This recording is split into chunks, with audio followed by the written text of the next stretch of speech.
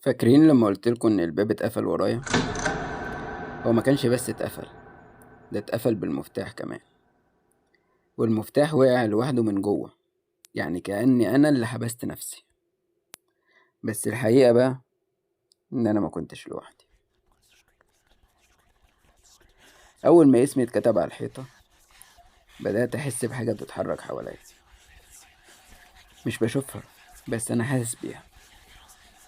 هي بتقرب عليا، وصوت نفسها عامل زي حد بيعافر، كأنه ميت بيحاول ياخد نفس.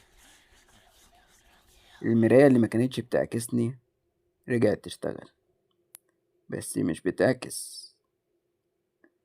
انا كنت شايف نفسي واقف، بس في حاجة ورايا في المراية، حاجة سودة طويلة ومش بتتحرك. بس كل ما ارجع ابص مش بلاقيها. ساعتها سمعت حاجة، صوت جاي من تحت الارض، زي صرخة حد بيتعذب. والمصيبة الصوت بيقول: خرجني، خرجني يا فادي، خرجني. لقيت باب خشب صغير في الارض، باب قبو، والباب بيتفتح لوحده. وريحة طالعة، ريحة زي جثث محروقة مع ريحة تراب قديم، كأن الأرض نفسها بتتعفن. نزلت برجلي، وكان في سلم نازل تحت كأنه داخل بير. السلالم بتتهز تحت رجلي، كل ما انزل درجة النور يقل والصوت يقرب. وفجأة نور تليفوني اتطفى، والهدوء بقى مرعب. كنت سامع صوت أنفاسي وصوت حاجة تانية، حد بيتنفس جنبي. ولما مديت ايدي اشوف في ايه،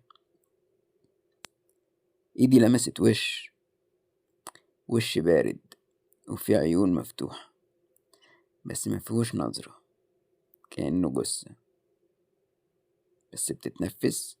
جريت بسرعة لفوق، لقيت السلم اختفى. انا محبوس دلوقتي في القبو. بس اللي حصل بعد كده كان أسوأ. الحيطان بدأت تنزل دم. ده فعلا دم، لا هو مش حبر، مش لون، ده دم سايل وسخن.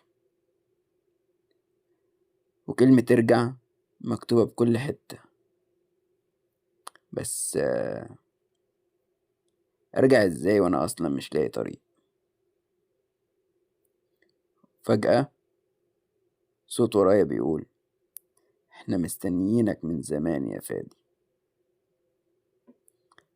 لفيت، وهنا انتهت كل حاجة، لا نور ولا صوت ولا حتى انا. انتوا فاكرين اني لسه بحكي الحكاية دي وانا عايش؟ لا،